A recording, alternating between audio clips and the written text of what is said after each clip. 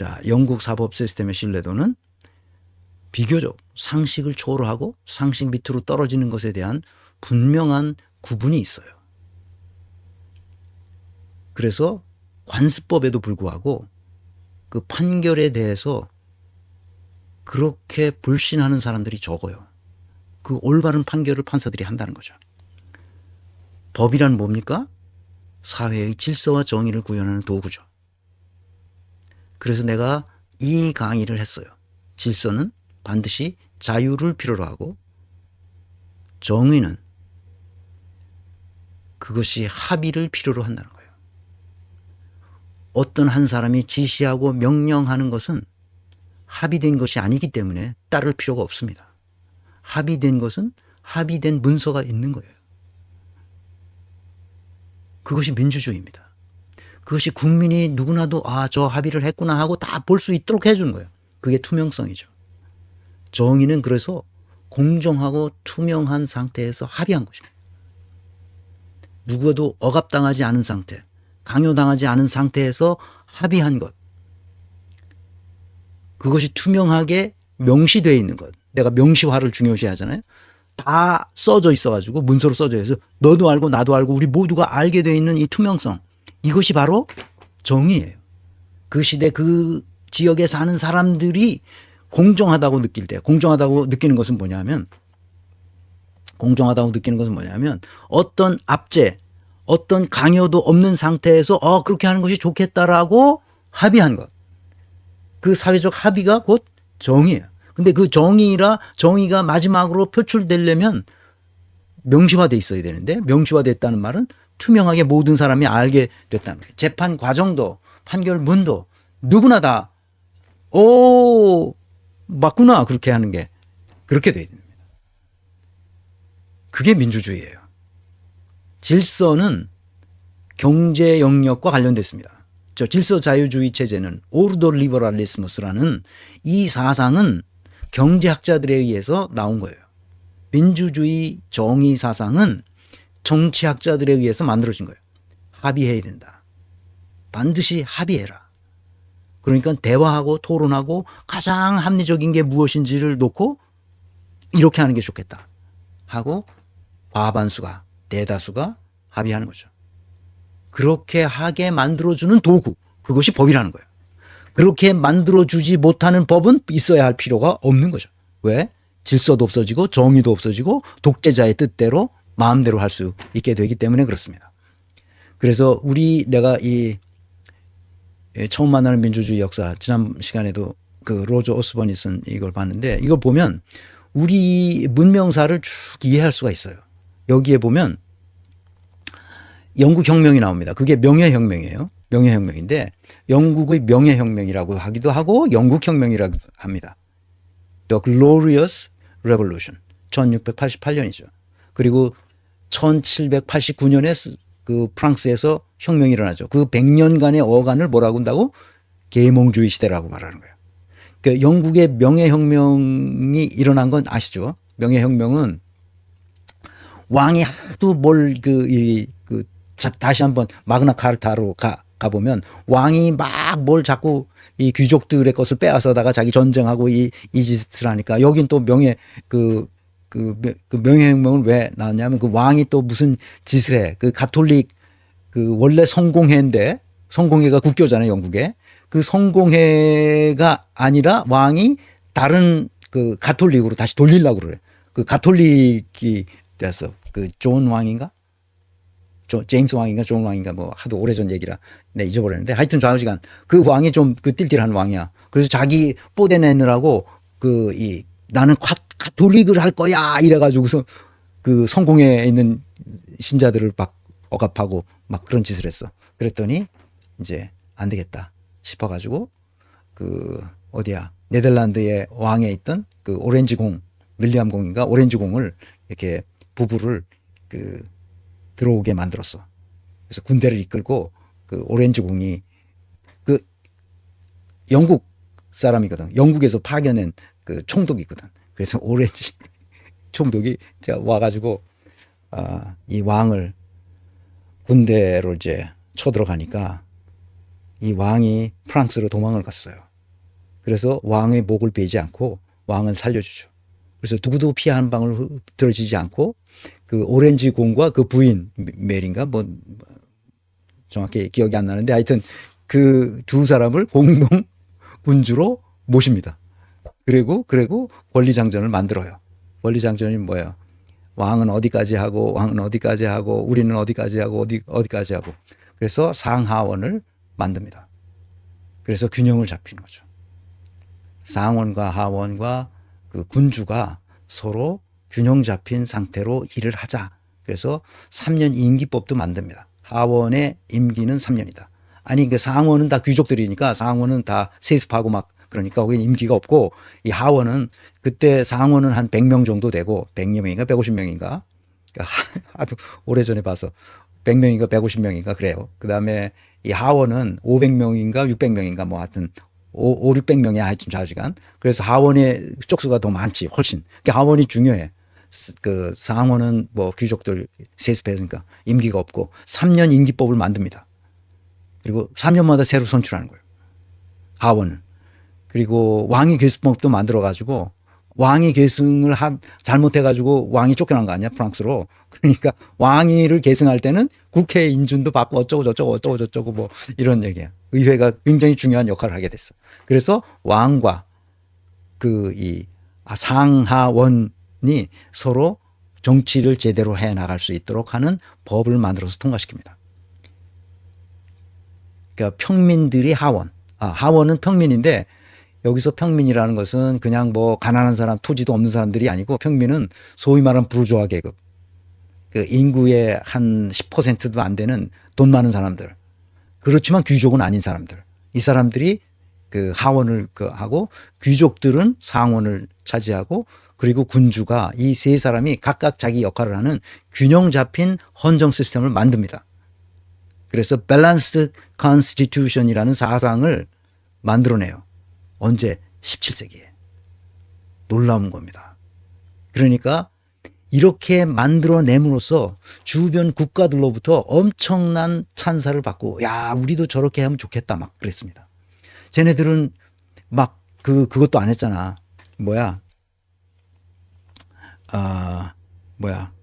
그 왕을 목을 치거나 뭐 거기서 유혈혁명이 나가지고 뭐 어떻게 막 난리 나고 그런 것도 없이 스스로 왕이 쫓겨감으로써 왕을 어떻게 하면 계승한다. 어떤 방식으로 계승한다. 그리고 그 의원들 권리장전을 만들었으니까 의원들은 어떻게 한다. 그리고 세금을 거두려면 어떻게 한다. 그리고 군대를 전쟁을 하려고 군대를 모집할 때는 어떻게 한다. 이런 건 세세하게 다 만들었어요. 이 명예혁명이 나중에 미국 혁명과 프랑스 혁명의 아이디어를 제공합니다. 그래서 미국이 독립하죠. 미국 혁명이라는 건 미국을 이제 독립하도록 만약 1776년인가 거기서 하고 그다음에 1789년에 프랑스 혁명이 일어나게 됩니다. 그래서 18세기와 19세기, 17세기에 이런 일을 만들어 놓고 나서 영국은 18세기와 19세기 영국의 정치는 대단히 안정돼 있어요. 한 200년 이상을. 국제 무대에서 승승장구하죠. 이때 해가 지지 않는 위대한 나라를 건설하죠. 영국을 여행하다 보면 영국인들이 만들어내는 그 역사성, 그 자랑스러운 역사잖아요. 이 명예혁명을 통해서 만들어낸 이 안정적인 이 정치 구조, 그 역사성을 발견할 수 있습니다. 웨스트민스터 사원에 가면 그것을 위해서 안내해주는 안내원들이 쭉 그 안내해주고 그렇습니다. 이게 언제 어떻게 되고 언제 어떻게 되고 하도 오래돼서 나 다 까먹었는데 그 역사성이 어딜 가도 스코틀랜드 가도 마찬가지입니다. 그리고 그들이 가지고 있는 그 역사성 뿐만 아니라 그 역사를 시대의 발전에 맞도록 창의성을 발휘해 왔던 역사를 또 볼 수 있어요. 그러니까 그 역사성과 창의성을 조화시킨 흔적을 곳곳에서 발견할 수 있습니다. 셰익스피어도 그렇고 그 위대한 인물들이 그렇습니다. 저 스코틀랜드에 가면 그 위대한 철학자 데이비드 휴me. 그러니까 이 사람들이 영국인들이 배출했던 철학자 중에서 가장 유명하다고 생각하는 사람이 데이비드 휴me인데 경험론자죠. 그런 무덤도 있고 거기 가면 그 사람들이 하여튼 동상뿐만 아니라 그들은 사상을 볼 수 있는 박물관에 가도 그런 게 있고 다 그렇습니다. 그러니까 그 시대 17세기, 18세기, 19세기에 이르는 이 영국인들이 이룩했던 정신 문명, 이것은 정말 위대한 겁니다. 대륙에서는 이렇게 못했어요. 내가 뭘 얘기를 하려고 그러냐?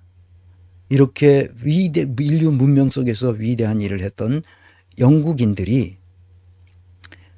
어떤 방식으로 사법제도를 만들었길래 저렇게 배심원 제도를 쓰면서도 영국의 사법 시스템에 대한 시민적 신뢰도가 높은지 그걸 설명하려고 그런 거예요. 창조적 사례의 판례를 여러분들에게 소개합니다. 도나휴와 스티븐슨이라는 사건이 1932년에 발생했는데 그건 자료 보면 다 나옵니다. 그 메리 도나휴인가 그렇습니다. 도나휴. 그 여자죠. 그 여자애가 자기 친구들하고 맥주집을 갑니다. 그 도나휴가 카페인지 맥주집인지 하여튼 뭐 그런 데서 불투명한 병에 담긴 이렇게 색깔이 있는 불투명한 병에 담긴 맥주를 사서 마신 후에 그 친구가 함께 그 불순물이 거기에 들어가 있었던 모양이에요. 그래서 위장 장애가 생겼고 뭐 정신적인 피해를 받고 그래서 맥주 제조업자인 스티븐슨을 불법행위법에 의거해서 소송을 제기합니다. 그래서 도나휴는 직접적인 계약 관계가 없으므로 구매 계약의 당사자가 될 수 없다는 이유로 패소합니다. 왜? 자기가 직접 산 거 아니잖아. 이 스티븐슨으로부터 그 제조업자로부터 직접 산 게 아니잖아. 제조업자로부터 직접 산 사람은 도매업자 그 카페 주인이죠. 그 술집 주인이죠. 그래서 핵심 쟁점은 뭐냐? 제조업자는 직접적인 계약 관계가 없는 제3자에게도 주의 의무가 있는가 하는 것이 이 그 재판의 핵심 논쟁점이었어요. 그래서 패소했죠. 그래서 이제 그 최고 법원으로 상고가 올라갔을 거 아니에요. 그러니까 그 웃기는 거는 이때만 해도 1932년인데 1932년만 해도 영국의 상원이 사실상 최고 법원이었어요. 아니 사실상이 아니라 진짜 최고 법원이었어요. 그 상원으로 올라갑니다. 대법원이 없으니까 상원으로 올라. 거기가 최고 법원이었어요. 그 상원에서 다음과 같이 판결합니다. 그 판결 이 판사도 나오는데 그 상원 의원이죠. 상원 의원이 판결도 해요. 그러니까 사법부가 독립돼 있다는 개수작을 하는 사람들은 말이 안 되는 거예요. 상원 의원인데 최고 법원의 판사야. 의원을 동시에 해. 그러니까 대법원이라는 게 없어.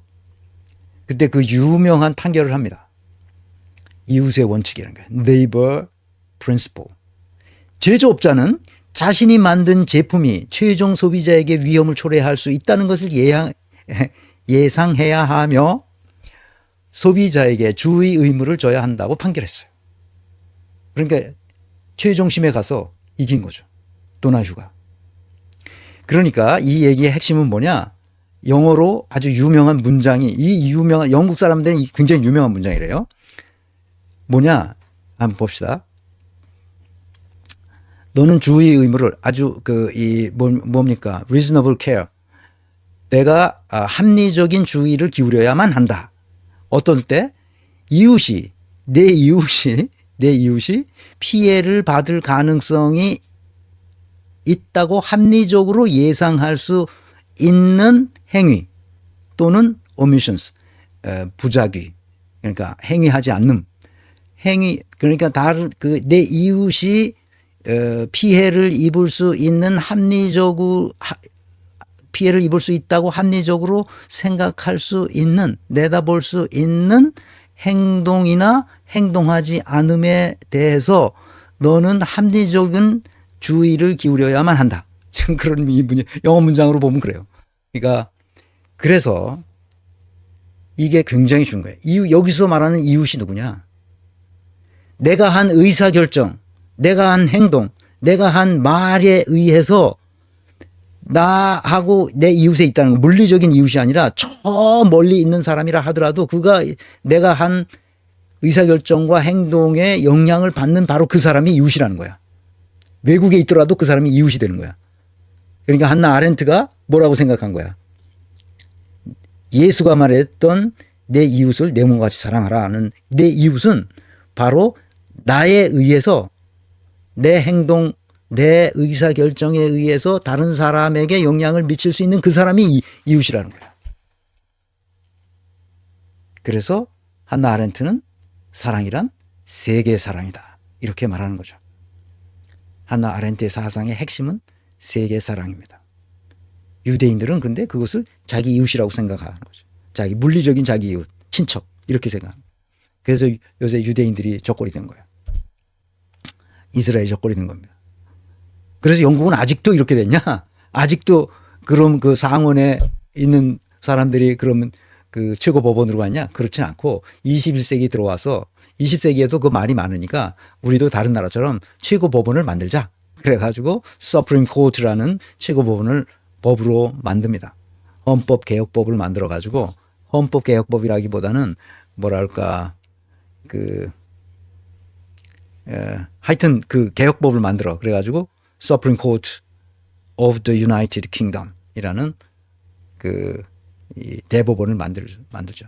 거기에 대법관들이 대부분 상원 의원으로 하던 그 사람들이 그냥 대법관으로 다시 갑니다. 그게 최초로 씌운 게 저 영국 대법원이 최초로 세워준 게 2009년입니다. 21세기 들어와서 대법원이라는 게 따로 생겼어요. 그동안 어디서 대법원 역할을 했냐? 상원에서. 그런데도 사람들이 아무런 이 법률적 판단에 대해서 시비를 붙는 사람이 거의 없어요. 합리적이기 때문이죠. 그래서 이게 판례가 돼서 그 후로 계속 제조업자들의 소비자 보호 의무를 확고히 한 거죠.